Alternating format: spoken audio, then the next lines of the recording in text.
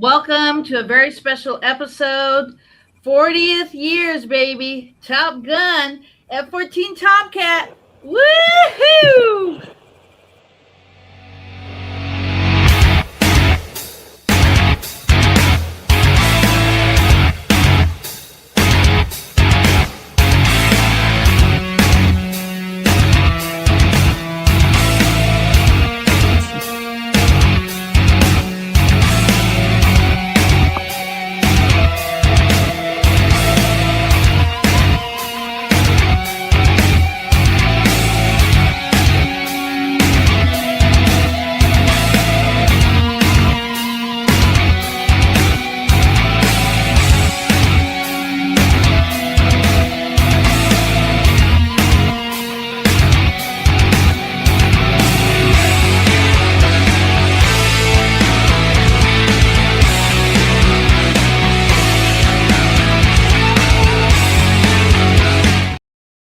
And a quick 3 minutes. We'll be right back.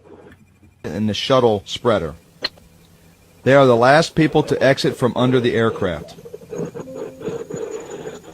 Holdback bar personnel install holdbacks and repeatable release assemblies and verify positioning of this equipment.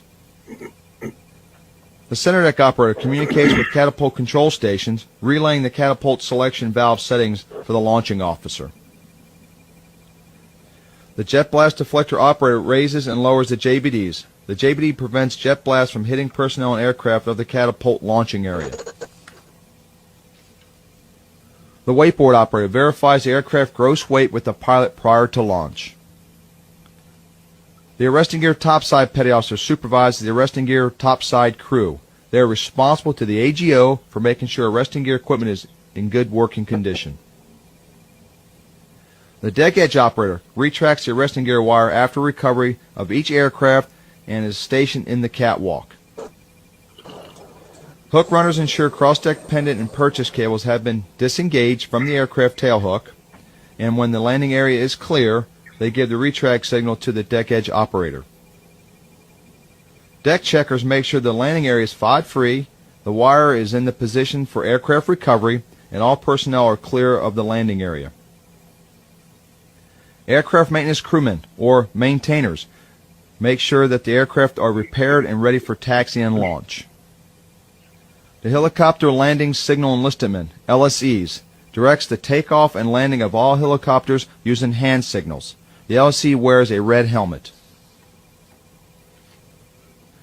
Photographers capture images and video of the flight deck operations, like much of what you've seen already in this video.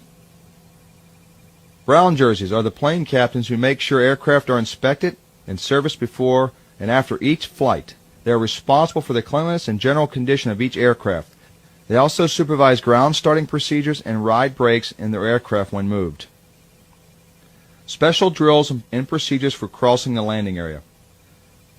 Barricade drills. In case of emergency, when aircraft must recover on board and cannot make a normal arrestment, the barricade must be rigged. This process takes the effort of the entire flight deck crew. The barricade must be removed from its storage area on the starboard side of the ship in the vicinity of the junkyard. The barricade is stretched out, untangled, and rigged for the recovering aircraft. The drills are done continuously throughout the workup and deployment cycle. They are required to ensure the barricade is safely rigged. Rigging the Mobilis. Should the ship's regular landing equipment fail, the ship must respond and provide emergency lighting to recover aircraft. The Mobilis is rigged, then tested, and then disassembled. All right. Leekster, how are you? Hey, happy to be here. Thanks for the invite. Well, F-14 Tomcat. Let's talk about your experience. So we have about 10 minutes, and then we'll get the next guest in. Okay, you wanted to talk about Top Gun, the 40th anniversary, and I think that these films have influenced more than two generations of people to join the service in one way or another. You know, whether they went in the Navy, the Marine Corps, or the Air Force, the Top Gun has had just an incredible influence on people getting excited about aviation in general. So I hear about it all the time, and I still meet people quite often, and they say, "Oh, what did you fly?" "Oh, I flew F-14s." "Oh, in the Air Force?" "No, no, in the Navy, I flew off of ships." And they say, "Isn't that the Air Force?" So there's still quite a bit of confusion out there that the Navy actually has pilots or the Marine Corps has pilots, et cetera. But yeah, Top Gun, 1986. I had my application into the Navy. I had already been turned down by the Navy once for their flight program. And I went to see Top Gun with a couple of my friends. We were all pilots. We all had our private pilot's license, and then we're flying little airplanes together. And we go to see Top Gun in Newport Beach, California, there at the big theater. I think it was at Fashion Island, actually. But anyways, we go to see this film, and there was a big line around the block, and we got in to see it. And I walked out of that movie thinking, I'll never be a Navy pilot now, because everybody is going to want to be a Navy pilot. And I don't have that good of grades. I don't have that good of, I'm not that talented. So they're going to have, and they were flooded with applicants. And it was amazing when I went to flight school, how many guys over the years and how many of my students and how many other pilots I've met that said that Top Gun was the inspiration for them actually wanting to be a pilot. So yeah, it's a big deal for everybody. And that all started with heaters, and your nails, your beautiful F-14 fingernails, very cool, and very patriotic, which kind of reminds me, I wanted to, I don't want to go off on a huge tangent here, but I do want to recognize that this is kind of the beginning of Memorial Day weekend. And up here in the South Bay, I was surfing this morning, and I just couldn't believe how many people were out in the water. I was like, it was like a 4th of July. I was like, what's going on? And then somebody reminded me that it was Memorial Day coming up on Monday, and people are already basically taking the next 5 days off or whatever. So they've kind of checked out. And the Memorial Day is kind of commonly mixed up with Veterans Day, right? And Memorial Day, Veterans Day being about those that have worn the uniform and served, and Memorial Day is actually a little bit sadder because it's a day that we honor those that died while serving. And I think the distinction is very important, and that they traditionally over the years, they had a moment of silence at 3 o'clock in the afternoon in your local time zone. I haven't seen that honored too much. I'm sure it is at VFWs and other places, but well, everybody's going to be out enjoying the weekend, I hope, and I will be too. But I think it's important to remember the people that we lost. And when I was flying F-14s in my 3 deployments I did, and one of those with Rob Todd, one of your other guests, we lost 8 aircraft and 5 people during that 3-year period. And later on, I lost a couple other friends, one very, very good friend in an F-14 accident on the catapult, just like you were showing earlier. The airplane broke on the catapult, and they lost the pilot. The backseater survived the ejection, but they were too close to the water, and they lost the pilot, who was a good friend of mine, Chris Blauschem. The cool thing about that is that his son, this guy Basher, Chris Blauschem was an LSO with me. We were all LSOs. We were flight students. We got our wings together. We were just having a blast flying F-14s. And his son went on to be a Rio, basically a Wizzo in the backseat of Super Hornets. And he's I think he's a lieutenant commander or a commander now in the Navy. And so, 35 years later, he has another generation serving, great people. And it always amazes me, the incredible people that I served with. And that's what, when you see that Top Gun movie and they're all, brotherly love, and it's all very competitive and this and that. And certainly it was competitive in our landing grades and training and dogfighting each other. I can assure you that within the squadron, it's more like being on a professional sports team than anything else. You're always supporting each other. You always have each other's backs. And those who didn't were quickly trained that that's unacceptable. That's one of the greatest things about serving in the military, is that brotherhood that you get from that. I'm not sure. between Maverick and Goose, you could see that brotherhood in Top Gun. But when you have served in a squadron or on the flight deck like Rob did, I guarantee you, any place where you do things that are dangerous day after day, you learn to rely on your fellow, the folks that you work with, and your life is literally dependent on them doing their job correctly. Every time I got in that F-14 to launch off the carrier, I was very confident that Rob was well trained and knew how to do his job, and that he knew that my life was on the line when he connected the F-14 to that catapult. So that I'm grateful for his service and his attention to detail during doing his job. Yeah, and you know, my Navy story, I'm not a veteran, but I work for Mare Island Naval Shipyard there in San Francisco Bay Area. And I was a ship fitter on a nuclear submarine. So that's where my love for the Navy all began. And that very same year is when Top Gun came out. And you were my very first interview for adding aviation to this podcast. So Great. For that. And then after you came on, and it just now I have a collaboration with Top Gun Restaurant. So it's really full circle. There's so many great things. And it's you've had a lot of amazing people, on your show, especially, historically within the community, that are just big deals for F-14 pilots and folks that worked on F-14s or spent time around them or even followed the squadrons. You've had some heroes of mine on your show. So yeah, it's pretty neat.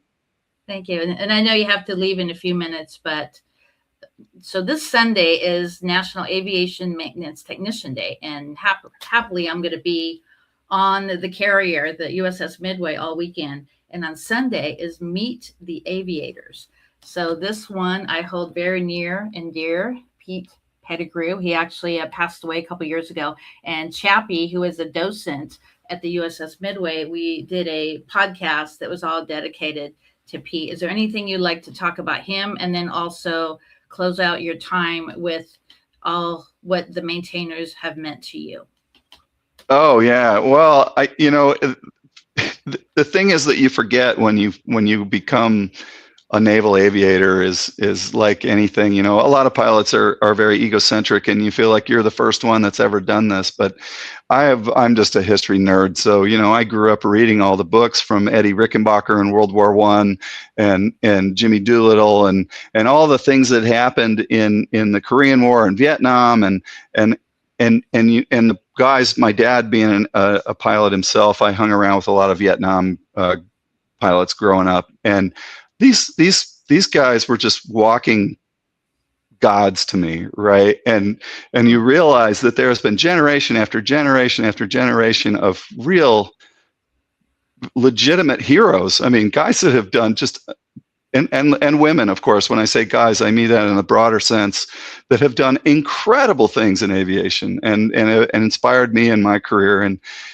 I never forget that every time I go to work. And the one thing that when you get in that airplane, and it happens to me still as an airline captain now, and I have 300 people on the airplane, that I have trust in my maintenance folks. And when I have an issue with the airplane and they come up and they tell me it's good to go, I trust them, and I have to sign that logbook off, and I have to say, okay, I'm going to go take this airplane in the air and fly across the Atlantic Ocean or across the Arctic Circle or across the Pacific Ocean, trusting that those people would not give me an airplane unless they were confident that it was capable of flying that segment. So yeah, we really rely on those maintenance folks for everything. And again, like Rob, attaching that F-14 at the catapult, that's just one tiny place in the entire operation that each one of those tiny things could kill you,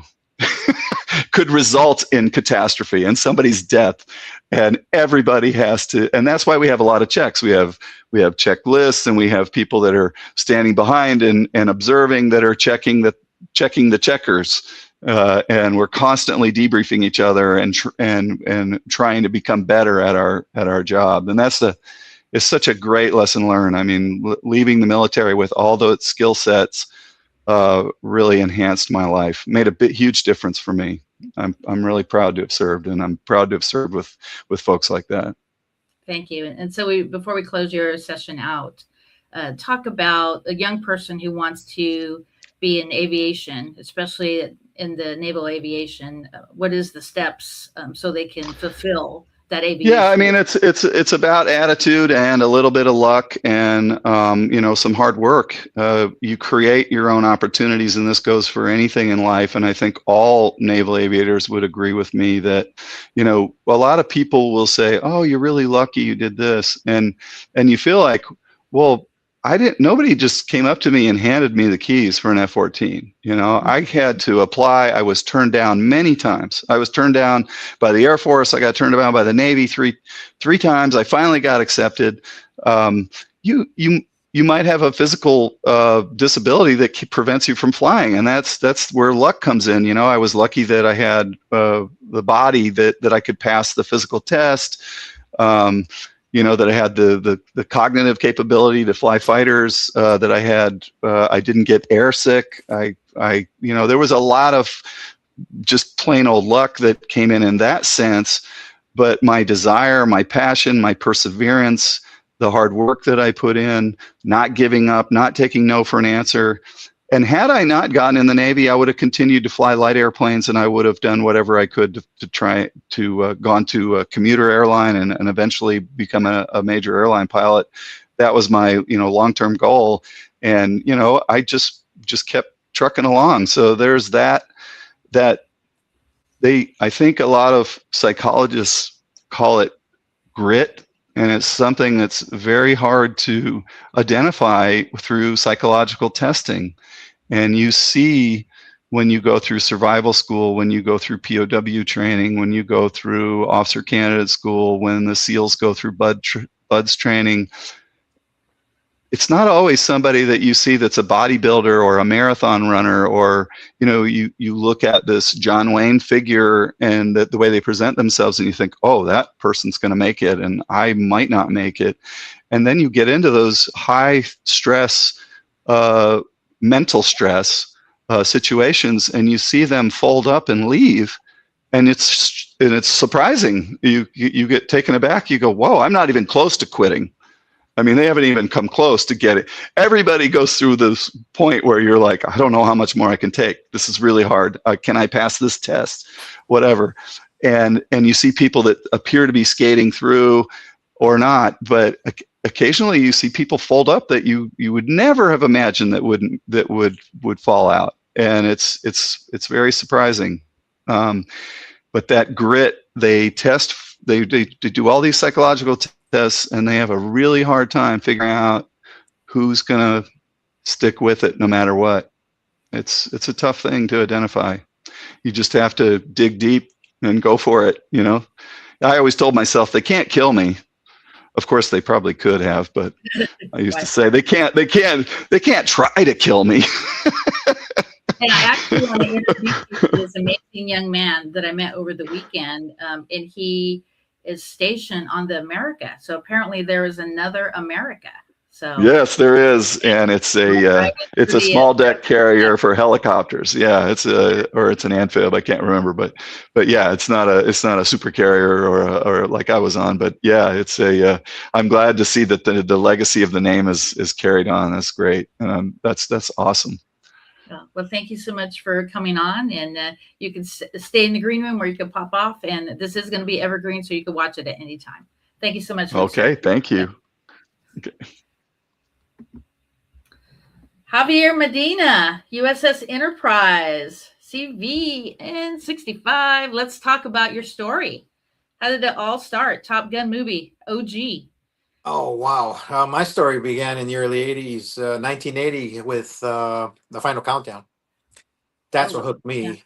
Yeah. So from there, when I was in boot camp, they gave me a choice of like a dream sheet or something. And so I put Nimitz first because of the movie, and then Enterprise second, and I got Enterprise, which wasn't a bad deal.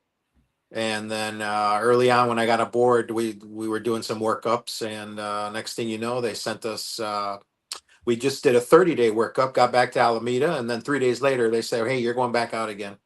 And everybody's like, well, that doesn't sound right, you know? So we're off the coast of California, and that's when the captain came on and said, hey, sorry you guys are upset, but we got to film a movie to film out here, and Tom Cruise will be here tomorrow morning, and we'll start filming. So we'll be out here a week, get some training done, and then we'll be back in Alameda. So that's kind of how it started. So Wow. So let's talk about your experience on the deck with all that.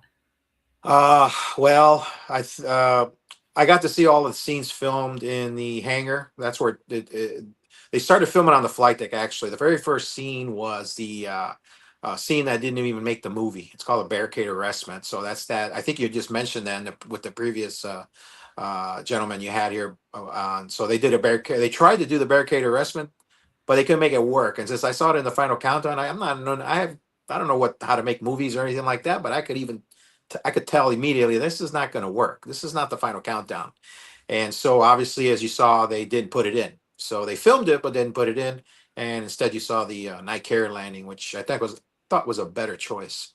Uh, After that, I got to see the dog tag throwing Maverick throwing the dog tag of Goose's dog tags in the water. And you're And right in that little bulkhead right there. yeah, that wall right in that scene on the left, that's my berthing area. That's where I slept for 4 years. So Oh wow. that's kind of cool. And the scene where Maverick was going on the elevator with the F-14 with that nice lighting background, and uh, so that was my chance to get to meet him and talk to him for a few minutes, because it's very rare, you know, and especially when he's getting ready to shoot a scene, he doesn't want to talk to anybody. He doesn't want to be around anybody. I just happened to be there because if you notice in the movie, you see the guy with the headphones, and that's my buddy Doug Roden. He has to be Oh, there, wow.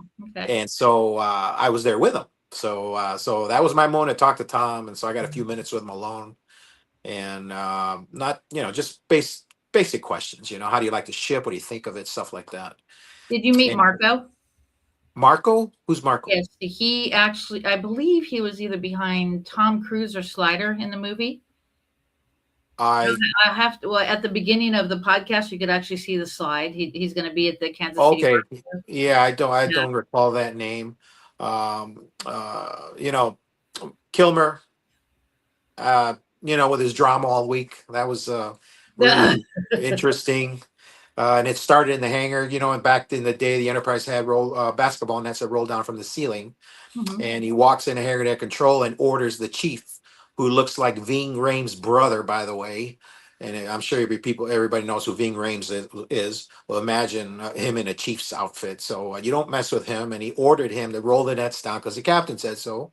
And my chief basically told him to get the heck out of there, and using expletives, of course. And those nights ain't coming down. So about 5 minutes, 10 minutes later, the phone rings, and it's the captain. And he goes, "This is the captain. Roll the nets down." So we did, and we played basketball with Iceman and Slider for a while. And then from there, it went up to the flight deck. That scene at the end where they came back from shooting the MiGs, and they're climbing down from their aircraft. And then you see they shot that 7 times, and on the third take, Val takes his helmet off, starts climbing down the airplane, and Tony Scott's like he's going, Val, what's the matter, and that's when Kilmer let loose in front of the whole flight deck crew. This is expletive. I'm not. Cruz is getting more screen time than I am. I'm not gonna take it Oh, wow. anymore. So I'm right next to Tony Scott in the camera, and I yelled out, "Kilmer, you put, expletive." Jesus. I just an instinct, right? So they finished that scene, and then the very next scene was you're still dangerous, and so Mhm. Kilmer still was, still up to his antics, right? So he goes up to Tom and he goes, you're still, and then he stops and he looks at Tony right there and he goes, "You're not really going to make me say this, are you?" And by that time, Tony Scott just had enough of him, and he goes, "Val, please say the line, Val," and Oh, so Lord. they got the scene done, and there you go. So, but I was standing right next to Tony when that was shot. So 10, 10 feet away, 15 feet away. So I'll tell you, when I saw Top Gun Maverick and I see Maverick walking into Pacific Fleet headquarters and he sees Iceman in the photo, but the first photo was the black and white still from the first movie. So that sent chills because I was right there, when that Wow. was shot. So that was pretty cool. After that, Paramount came to the Naval Air Station in Alameda to screen the movie for us, for the Enterprise crew. And we all walked out there saying, "I can't believe they're going to release this thing. This thing's a joke. It's this we're gonna get laughed at. Well, obviously I was wrong, right? It turned out to be the best movie in Yeah, 1986. and And, recruitment through the roof. yeah, all that Yeah. stuff. And but it took me about 10 times to watch it over and over. And I go, you know what? This ain't a bad movie. So, Yeah. that's So my I watched story. that movie 20 times since 1986. Yeah, Just yeah. in the theater a couple days ago, You, so it was you pretty wouldn't epic. believe there's still people that still haven't watched it. And I just like my What? wife's nieces live in Mexico. They never saw it and they came to visit and they heard about it. Mhm. And okay, we're having a Top Gun movie night. And sure enough, they sat there and they loved it. And then when I told them there was a second one, Maverick, oh, we want to see that one. So we watched that one the next day. Big fans. I let them wear my flight jacket and everything, and they're taking Wow. photos. And then I've got an F-18 fighter simulator in my house in Oh, no way. Wow. in virtual reality. So I put them in the seat. And now they get to fly the F-18, and they just now they're Yeah. huge Tom Cruise fans, huge Top Gun fans, and these are teenage girls.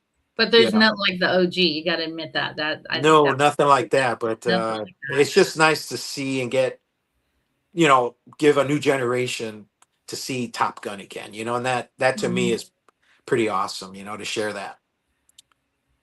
So closing out on your segment, what do the maintainers mean to you? I've had your brother on my podcast before, Yeah. and Sunday is a day dedicated to those maintainers.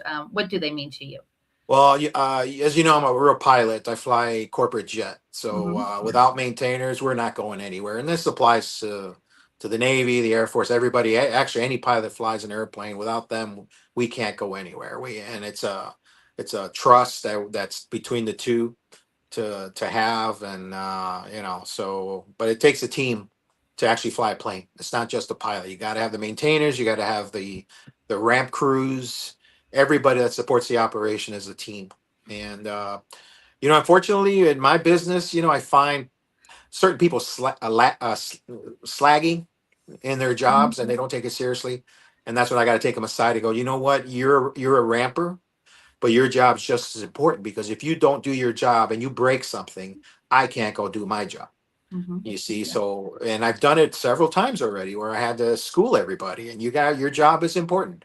And when I tell them that I used to do that their job, that's when their eyes light up. They go, "Wow, you used to do what we do." Yep. And now I'm flying this airplane. So you can do it too. So, but again, without the maintainers and all the ground crew involved, we're not going anywhere. So it's a team effort. So I'm going to show this quick clip because it's going to be happening on Friday. So this was from 4 years ago.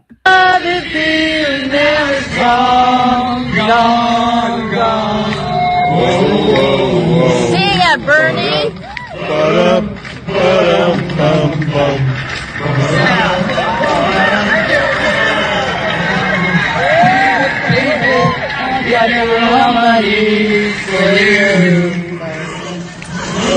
I love that song.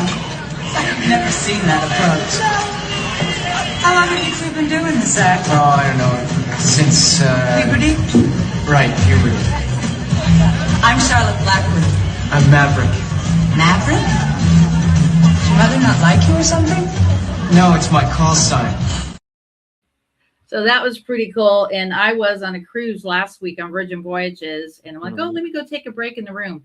And Top Gun was on. So it was pretty cool. So that's one of my favorite scenes. And anything you like to add about what's going on over the weekend, and then I'll pop in the next guest. A lot. I'm glad you brought it up. Yeah, I'm going to be I get invited as a guest speaker for the USS Midway 40th anniversary Top Gun event, and I wouldn't want to be anywhere on Friday except on the Midway. Me, Dave Brannock, and some other folks are going to be all up on stage sharing our stories, and again, just can't believe it's been 40 years. So wow, the time's gone by fast. But we'll be on Midway, and then on Saturday I'll be at the KC Barbecue with Dave as well. Just not participating, but just kind of just being part of the crowd. I'm bringing my brother along. He's a former Navy F-14 mechanic for VF-213. He's going to be with me on Friday and Saturday. And then my Navy Petty Officer son, he's an operations specialist. He's going to be decked out in his peanut butter. So be on the lookout for this 6-foot young kid who thinks he owns the world, which he looks like. He plays a part. So we'll be there and just can't wait. So right now tomorrow I got to fly to Tahiti in the morning and then catch a Very United nice. flight back to the States so I can be there on time. So that's my commitment to Friday. And I'm very honored and I'm very grateful to be a part of that panel at Kansas City Barbecue. So thank you for being a part of We'll that. see you there. We'll see you there. All righty, I'm gonna go ahead and pop you out. And then we got Green Shirt. Let's talk. Catapult. Hey, Cindy, thanks for having me. Oh, sure. Let's talk about your experience, USS America. Well, what's the first thing that you want to ask? What do you want to know? Let's talk about day in the life of the Green Shirt. The life of a green shirt, most people don't understand, is we're just a grease monkey. That's all we do. We keep that catapult greased, hydraulic fluid, lube oil. We keep that thing ready to rock and roll 24 hours a day. That means if the catapult's broken, you're not sleeping until that cat's up. And we're the only work center on the ship that's not 12 on, 12 off, because that catapult has to be ready to shoot whenever the air boss wants it to shoot. Just like that. Yep. So let's talk about, you could talk about how you met Leekster. It's a really great story, actually. God, do we have that much time, Cindy? Oh, but maybe about in 8 minutes. So VF-102 was one of the squadrons aboard my ship, and VF-102 and VF-33 were the two Tomcat squadrons for Carrier Wing 1, and for it was attached to the America. And I did 5 deployments with the America in the time that I was on. But I'll just preface this. What Leekster was talking about, how important everybody is to the actual launching, just period, the operation of the jets, period. It's all a team effort. When I was on Cindy, that's not how we looked at it. And we were told, do not talk to officers that are not in your chain of command. Yeah. And remember when he said he was talking about, these guys were larger than life. They were gods to me. Leekster was a god to me. 100%. And I was told not to talk to officers in my chain of command. If I did, it was yes or no, sir. What can I do for you, sir? Whatever. That's it. And I just met Leekster one night in the gym. I had 2 hours off before I had to be back in the catapults at 4:30.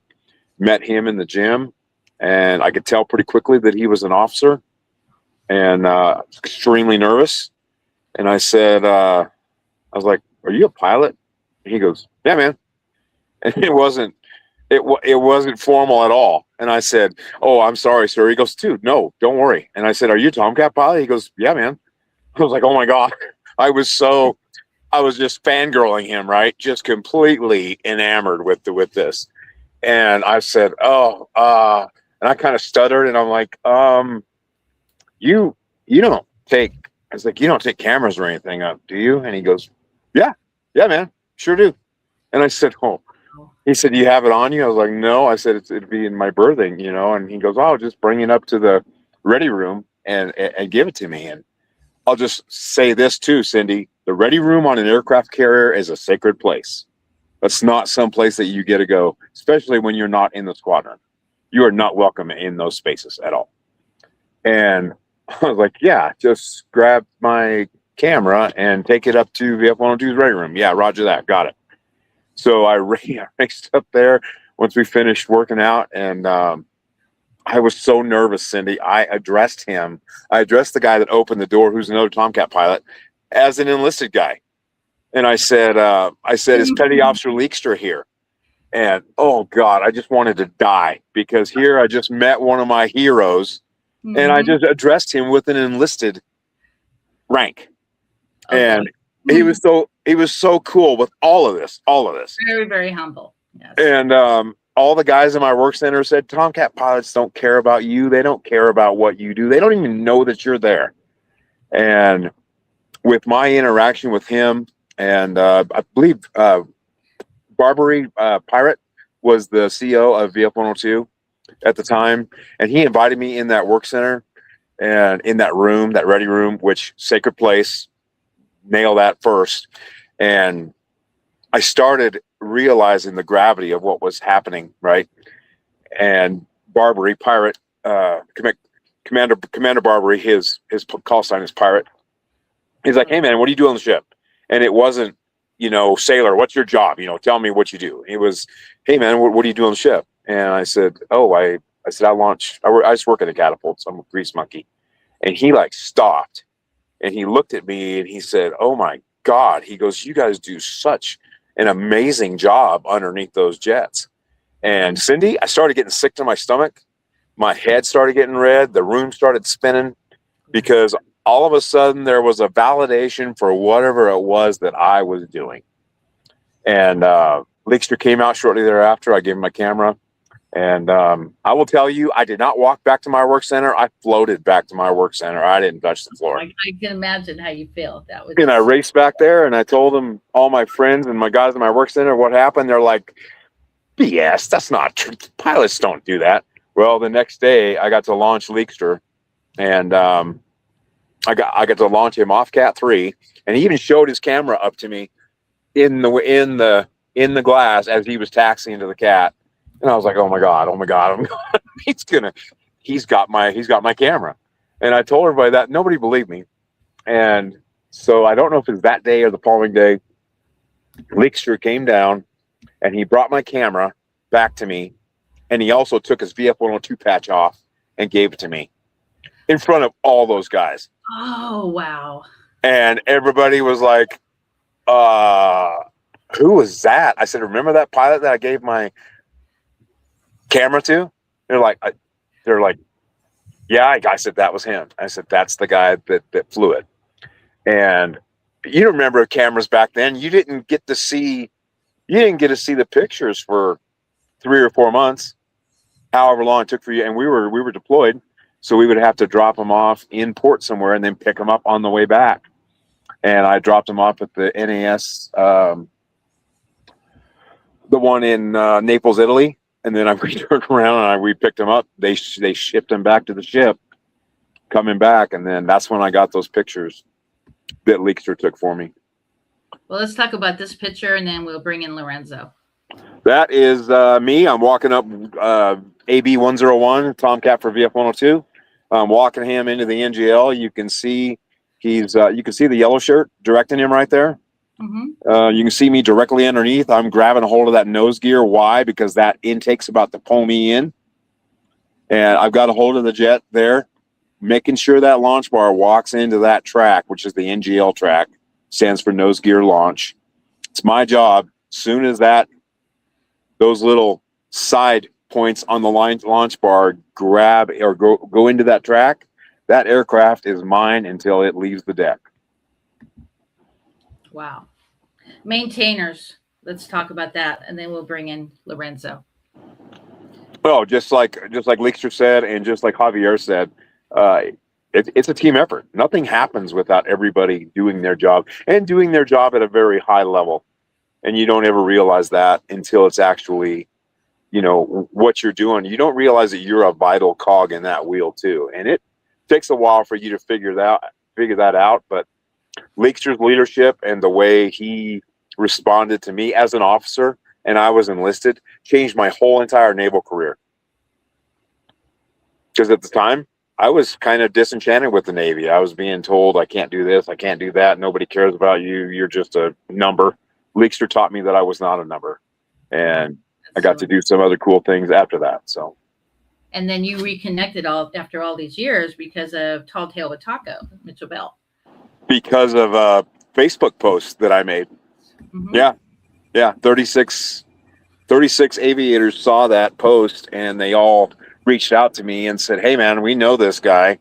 Mm-hmm. And this is a great lead up to Lorenzo, because Taco called me and he said, hey, I got a hold of Leekster. Him and I flew at American together and he's going to call you on Tuesday. I was like, yeah, that's not going to happen. He did call you. Yeah. Because when Lorenzo. And then Leekster called me on Tuesday and put me on the podcast on Wednesday. And that's how Lorenzo and I met. And I've met up with Leekster 3 or 4 times since then. And we talked to each other like we hadn't talked to each other in a week. We hadn't talked to each other in 28 years.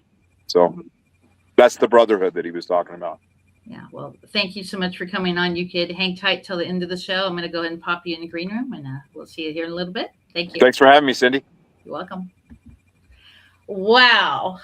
Cindy, My brother from another mother. Heart to you. It's been If 5 you years. Not met on Instagram, we wouldn't be here today talking and celebrating my 5th year anniversary. Thank you so much. Oh, you're welcome. I love that hat. Just got to throw that out there, and there you go. Team Top Gun. Beautiful. Nice. Thank Yeah. you. So Yeah, let's talk about story. F-14 Yeah, I watched a Tomcat. bunch of the shows this week, and a shout out to the work you're doing with Dave Bio-Baronic, and skipper of VF-211 Checkmates, VF-2 Bounty Hunters, VF-24 Renegades, Top Gun instructor, an officer and a gentleman, honestly. And I mean, Captain C.J. Heatley III. I mean, incredible. He's again, the reason that we're all here.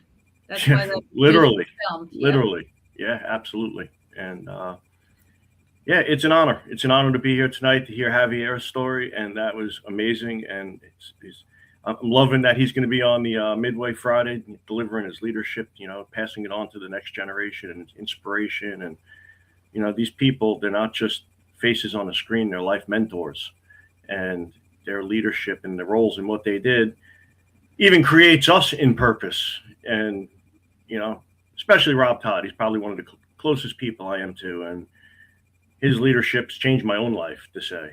And yes, it inspires me behind the fire of what we do. And we got about maybe 250,000 people supporting us in total. And we reach on a monthly average somewhere upwards to 5 million people. And recently, we're down to 1.7 right now. I consider it a low.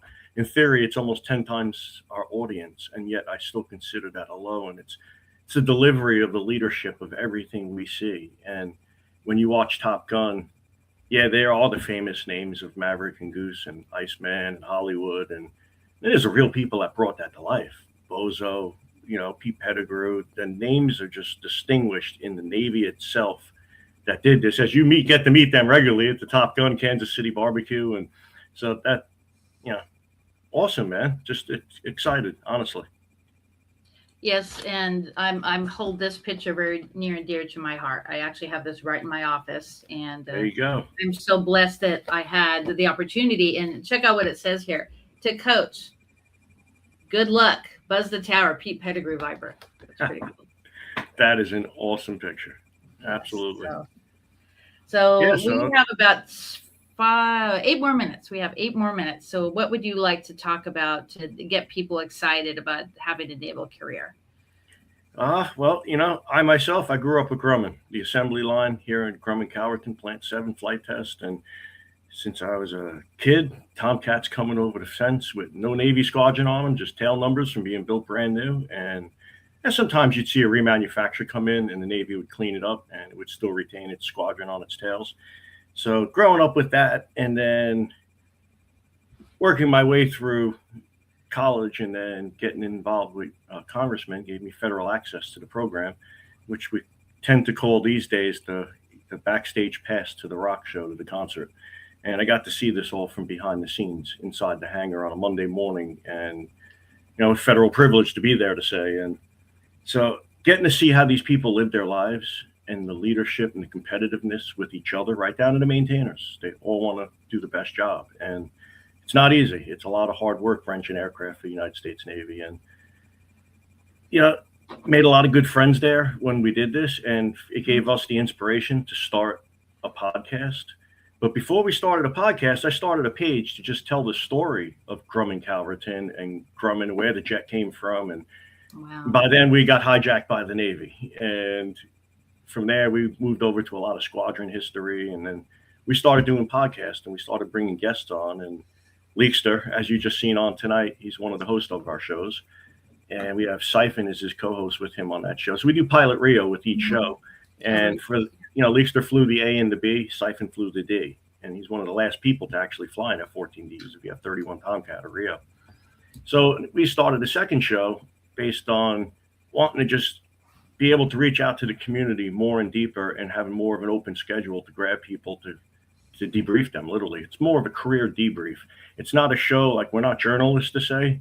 We're here for the history. We're here for to Keep the memory alive. Yeah, to document these people and what they did for their families. My hope is always one day, and I say this to everybody, is to every person that comes on the show. I hope one day your grandkids are parked down at the lake in a 68 Chevelle with a 427 4-speed, and they have their little iPod plugged into the radio, listening to Grandpa tell a story about ripping F-14 Tomcats for the United States Navy, looking at each other going, Grandpa was a badass. Yeah. That's our mission. Besides flying a Tomcat again, that's always been our primary mission, was to get one airborne. So it's nice to see something possibly in the works with that. We'll wait it out and see. But again, incredible people. It's, the opportunity to work with these people is an opportunity of a lifetime. It's something it's a career highlight for me on my resume to say. And to know them personally, it's amazing. It really is, honestly. And for me to be a part of this whole mission, especially with Kansas City Barbecue as an aviation podcaster, to be amongst everybody who's going to be there this weekend, I'm very honored. Javier and everyone who's going to be there, both Friday, Saturday, and Sunday. And so Aviation Maintenance Technician Day is Sunday. So if anybody wants to come on and check it out, please reach out to me, and let's cover the value of how important that maintenance crew is. Well, that jet's not going to go. Well, it'll if they did their work and you just flew the jet hot, you're probably looking at about 3 flights out of it max before that's it. It's got to get, the NOx bottle's going to get refilled. They're going to go over hydraulic fluid, engine oil's getting checked, refilled, topped off. And there's different maintainers that do all of this. And everyone works together, guided by the plane captain, who is debriefed by the pilots when they get out of the cockpit. So, as they say, shit rolls downhill. So when there's a problem with the airplane, the air crew will let the plane captain know, and then he's going to turn to his different people on the ship, whether it's aviation electricians or whether it's, airframers and ordies and, whatever the problem is, he'll turn to those people and get it addressed to get that airplane turned around for the next flight as soon as possible. And again, they are just as important as the people, because when you have a dogfight and you're at the merge, you have an F-14 meeting an enemy aircraft. It couldn't be there without these 2 guys you see on the screen right now. That's just not going to happen. That's a fallacy. It's teamwork. It's the one thing no one wants to hear, like I said, in an office building or something. But in the Navy, it's when you see a ship with 5,500 people and you see Tomcats come up. When you did see Tomcats coming and going, what you really saw is 5,500 people acting as one. And there is one guy responsible for that, and he's the captain, up in the bridge and looking around with a pair of binoculars, and the trust and faith he has in every single person on that ship. It's counted on and depended on. And I had a chance, honestly, I just want to say real quick, when you see an aircraft carrier flight deck and you see all of these people running around, whether it's grapes, refueling hoses, green shirts up on the cats, final checkers, catapult officer, there's one thing everybody misses, including the 2 guys on the screen who both achieve this, but it's not the first thing you want to talk about. And it's something I learned about when I hooked up Rob the last air show we did together, and that's called topside qualifications. Those guys on the flight deck of an aircraft carrier earn the right to be there. They're all qualified in their department, in their job, and it is handed off and passed on leadership is what you're seeing. And you watch a guy today launching a catapult, that leadership and training goes all the way back to Vietnam and beyond. And it's an impressive book. When you look at all the commanding officers above Rob, department heads and whatnot, that signed off on his qualifications, I spent the entire night, about 6 hours in this book, and it was just absolutely amazing to know. He didn't fly Tomcats, but if you look at his qualifications to stand in front of a Tomcat, bow that jet down and, Rob's going to kill me, so I'm not going to use all the right words here, into the deck plate, shuttle. But, it's a defining moment for everyone on the ship, right down to the final checker, right down to, the guys over at the arresting gear, the fire crews up in, I could go on all night, Cindy, you know me. I'm just amazed by our nation, the timeline we live in and what we see. And the NGL, Lorenzo. NGL. Yes, sir, Rob. But yeah, it's, the leadership we live amongst in this timeline is just absolutely amazing. That's what I got to say. Well, thank you so much. So this part of the show, we're going to do shout outs. Go ahead, Lorenzo. Who would you like to shout out today? My favorite dog trainer in Wyoming, Catapult 3, USS America, Rob Todd. I want to give a shout out to Bodie. We need to do that. The most loving dog in the world. But yeah, Javier, I got to thank you personally for your service, sir. And absolutely awesome. I want to love to talk to you at some point, get you to come on the show. But Hey, I'm here. Just send me an invite. yeah, you can find us F14 Calverton. Actually, F14 Tomcat on IG, F14 Calverton at Gmail. We're on Facebook, F14 Tomcat Radio Show Podcast. Okay. And it's all over the place. Discord. We're doing our job. We're out there working. Sounds So good. we I'll wanna send you make some, sure- I'll send you a message and we get together. Well, thank absolutely you. awesome. Javier, who would you like to shout out today? Oh, definitely Rob. I haven't seen you in a while, man. I'm glad you're still alive. All right, cool. See you this weekend, brother. You're going to be there? I will. Yeah. Awesome. Cool, man. Last time we were at the Tomcat reunion in 23, Rob and I did a launch demo of an F-14 in front of the We whole need to group. do that again, Javier. Oh, Let's well, do I it. better start practicing my hand signals and stuff because I forget. I'm flying these airplanes now and I forgot all that stuff. So, but I'll try. I'll go watch YouTube videos and that'll bring back the memories. And It's Lorenzo, muscle memory, brother. Muscle memory. Lorenzo, it's a pleasure to meet you. Thank you, Javier. So yeah. So other than that, I'm just looking forward to this week, and it's going to be crazy. We just did a Top Gun 40 over in Satellite Beach at the Maverick Bar and Grill. Oh, yeah. I heard really? about that place. And Dave Baronic was there. There was a bunch of F8 pilots, F4 pilots. I mean, the place was packed, right? And I'm like, because I missed last year. I'm not missing the 40th this year, right? Mhm. So I'm getting ready to go up because Dave's like, Javi, you're next. And I'm like, well, I would have been a little nervous, but the thing is that all the other pilots bought me beer after beer after beer. So by the time I got up, I was drunk, right? Oh my God. And I felt just comfortable there, chip chapping and yapping. And all of a sudden, Dave goes, "That was awesome. That was a great job." I go, "Really?" 'Cause I don't know what the hell I said. So Friday, I'm going to go get some beers in me or some type of drinks and shots before I get up and talk. Yeah, So let's do it. That shout out to the drinks on Friday. So that's I'll gonna be share me. it with I'm you. gonna be a little tipsy when I get up there. So I heard there's I'll gonna buy be you like the first 2,000. one on Saturday, Javier. I'm gonna be looking for you, brother, and I'll buy you one back. I heard there's gonna be like 2,000 people on the Midway. So Supposed to be a lot. Yeah, Big. sold out both Friday and Saturday. Yeah. Yeah. Rob Todd, shout outs. Let's do it. Well, number one, I want to shout out to Javier. Thanks for your service, brother. You did a very dangerous job. Brother. Your part in Top Gun, my story with that. I wouldn't have ever joined the Navy were it not for that movie. Well, I don't know. You and I in the Final Countdown are pretty close. I'm the Final Countdown guy. Same. So If it wasn't Final for that, I Countdown would set that I would not table been right, there. So Top Gun put me in the recruiting chair. But I want to thank you for your service. I want to thank Lorenzo for giving me the option and the ability to get word out about the Tomcat and being able to be a co-host on one of his shows. That's a huge honor. And to be able to talk to the guys that I get to talk to. But leading back to what Leekster said about Memorial Day, it is such a big thing that some people kind of forget that Memorial Day is about all the guys that came before us that did not make it through, but they paved the way so we can be here and do what we need to do.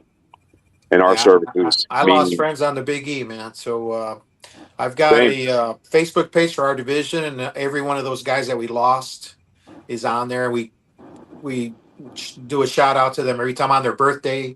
That's awesome. Memorial Day. We don't forget our fallen shipmates. That's for sure.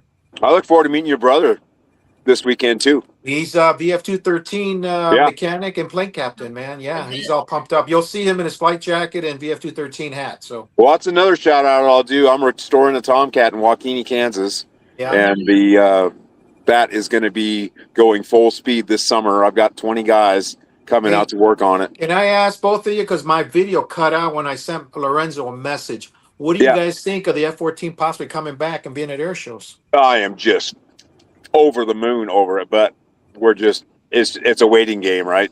Yeah. If it happens, I don't care what happens. I will be there when that thing flies.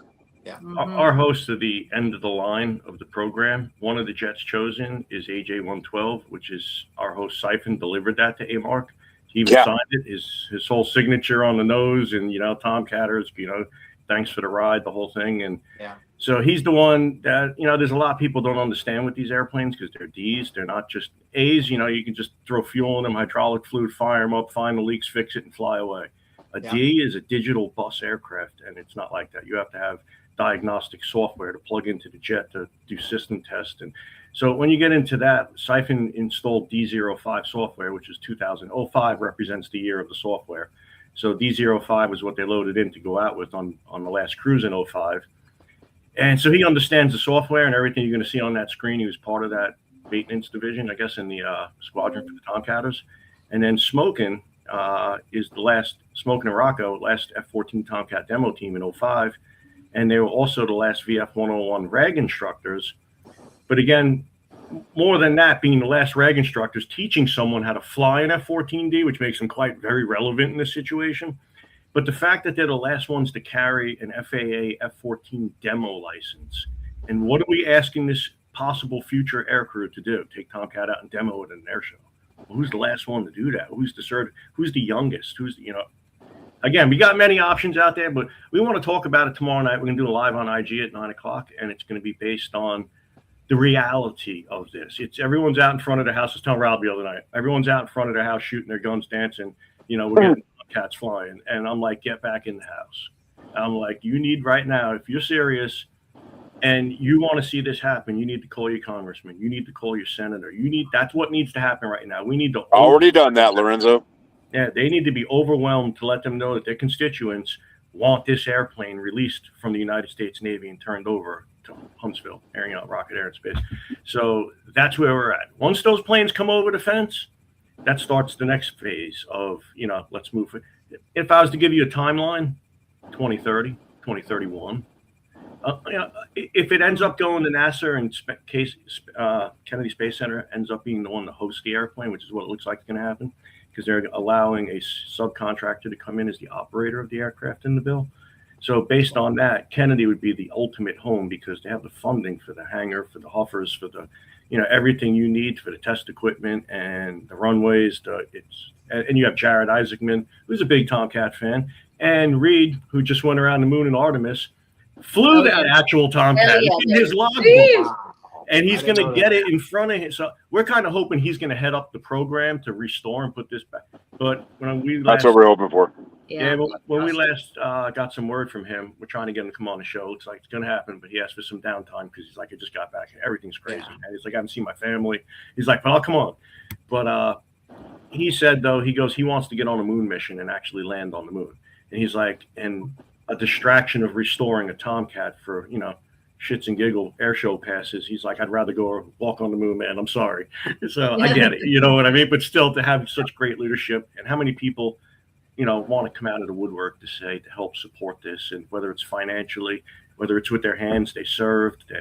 So let's keep our fingers crossed. But more than that, let's call our congressmen and senators. Yep. Yes. So we're going to close out.